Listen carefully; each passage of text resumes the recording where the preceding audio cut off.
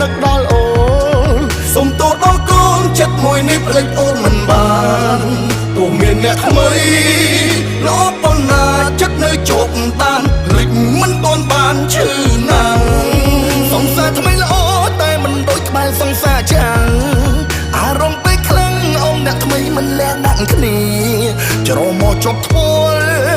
តែបេះដូងបែរនឹកពុំងាឬក៏ខ្ញុំជាមនុស្សអាត្មានិយម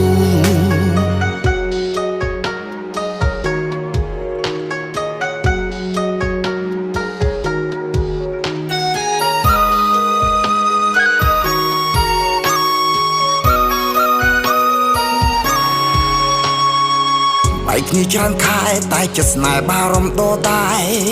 សូបមិនឃើញតែអារម្មណ៍ឆ្លួពេលនៅចិត្តគ្នាប្រច័ណ្ឌខ្វែងគុំ